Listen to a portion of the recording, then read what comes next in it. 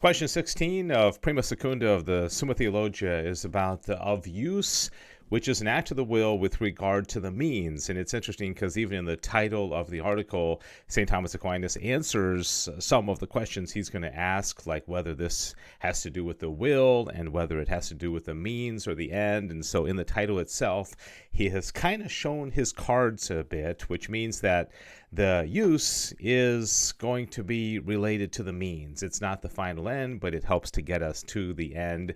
And use is a very interesting word. In fact, in looking for pictures of something related to use, it's interesting, and I think it's a sign of our times, that when I plugged in to use, almost all the pictures that popped up were somebody using a computer, like this lady right here. So when we think of using things, we often think of computers, I guess.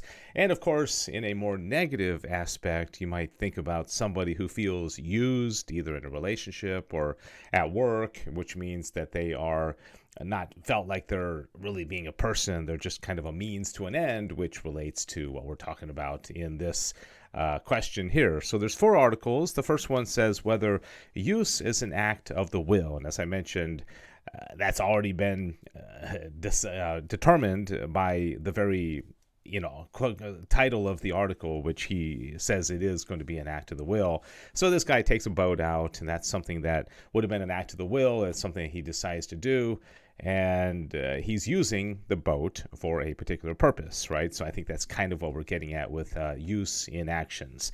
The use of a thing implies the application of that thing to an operation. Hence, the operation to which we apply a thing is called its use. Thus, the use of a horse is to ride, and the use of a stick is to strike. Now, we apply to an operation not only the interior principles of action, that is, the powers of the soul or the members of the body, as the intellect to understand and the eye to see, but also external things, as a stick to strike. Okay, so external things like boats, which didn't exist, I don't think, at least not like this, in the 13th century. They would have had some kind of boats, but I don't think they would have had motorboats like this. But it is evident that we do not apply external things to an operation save through the interior principles, which are either the powers of the soul or the habits of those powers or the organs which are parts of the body. So I think he's saying there is that we don't utilize things without some kind of operation within the soul, which is related to use, okay? That there's something not only working with the exterior object like this boat, for example, but there's also something going on in the soul. Now it has been shown that it is the will which moves the soul's powers to their acts, and this is to apply them to operation. Hence it is evident that the first and principally use belongs to the will as first mover, to the reason as directing, and to the other powers as executing the operation, which powers are compared to the will which applies them to act, as the instruments are compared to the principal agent. Now, action is properly ascribed not to the instrument, but to the principal agent, as building is ascribed to the builder and not to his tools. Okay, so again, like I said, the use of the boat, really, the boat is a means to an end, but it's really the use applies to the person who is using the boat for that particular end. I think that's what Thomas is getting at here. Hence, it is evident that use is, properly speaking, an act of the will. All right, so if you see the pattern here, Thomas always asks this question, okay, now with counsel and consent and intention, is this something that's proper to human beings, or is it also found in irrational animals like this beautiful squirrel here? He says, to use is to apply an active principle to action. Thus, to consent is to apply the appetitive movement to the desire of something, as we learned yesterday. Now, he alone who has the disposal of a thing can apply it to something else, and this belongs to him alone who knows how to refer it to something else, which is an act of the reason, and therefore none but a rational animal consents and uses. And notice he mentioned reason there, even though use is principally associated with the will, but the intellect and the will, the reason, the will, are so intertwined that they come together so perfectly. And you'll also notice as you study the history of philosophy is that those will be attempted to be separated, whereas some philosophers will focus very much on reason, like somebody like Hegel, whereas somebody like Schopenhauer or Nietzsche will focus on will. And I think that the beauty of Aquinas is that he didn't try to separate them. He explained their different functions, but he never tried to separate them. Article 3 says, whether use regards also to the last end. He says use implies the application of one thing to another. Now, that which is applied to another is regarded in light of means to an end. And consequently, use always regards the means. For this reason, things that are adapted to a certain end are said to be useful. In fact, very usefulness is sometimes called use. So think of the things you use. You use a car, but not as a mean, not as an end. You use a car to get you somewhere, right? You use a lawnmower, you use a blender, you use scissors in order to do something else. Not that we just want to, play with scissors all day. No, we use scissors for something else. It must, however, be observed that the last end may be taken in two ways. First, simply. Second, in respect of an individual. For since the end signifies sometimes the thing itself and sometimes the attainment or possession of that thing, and Thomas gives an example here, thus the miser's end is either money or the possession of it. And it is evident that, simply speaking, the last end is the thing itself.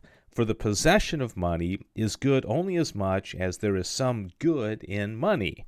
But in regard to the individual, the obtaining of money is the last end, for the miser would not seek the money, save that he might have it. Therefore, simply and properly speaking, a man enjoys money because he places his last end therein, but insofar as he seeks to possess it, he is said to use it. All right. Thomas likes this example of misers.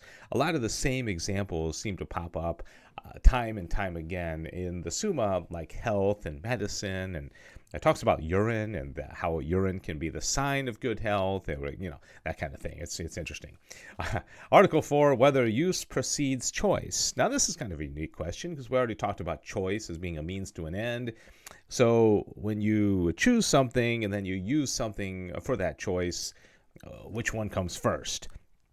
He says the will has a twofold relation to the thing willed. One, according as the thing willed is, in a way, in the willing subject, by a kind of proportion or order to the thing willed. Wherefore, those things that are naturally proportionate to a certain end are said to desire that end naturally. Yet to have an end thus is to have it imperfectly. Now, every imperfect thing tends to perfection. And therefore, both the natural and the voluntary appetite tends to have the end in reality, and this is to have it perfectly. This is the second relation of the will to the thing willed. Okay, last paragraph here. Now, the thing willed is not only the end, but also the means. And the last act that belongs to the first relation of the will to the means is choice, as we already discussed. For there the will becomes fully proportionate by willing the means fully. Use, on the other hand, belongs to the second relation of the will in respect of which it tends to the realization of the thing willed. All right, so you make a choice, and then you need something to get you to where you're going. I think that's what he's saying here. The use he's going to say follows choice. Wherefore it is evident that use follows choice. See? Provided that by use we mean the will's use of the executive power in moving it. But since the will, in a way, moves the reason also, and uses it, we may take the use of the means as consisting in the consideration of the reason, whereby it refers the means to the end. In this sense, use precedes choice. And so I don't think he's talking only about things that we use, like physical things, like boats and scissors that I talked about, but also the internal workings of the mind, like consent or choice or intention. Those are all things inside us. Those aren't things outside. We choose something, we intend something, but use is also something inside, but we also may use something externally as well. So this one was kind of tricky for me, I must admit, and I never thought that individual human actions could be so dissected and so analyzed like St. Thomas Aquinas does. But I think ultimately what makes us unique as creatures is our intellect and our will. That's what makes us made to the image and likeness of God.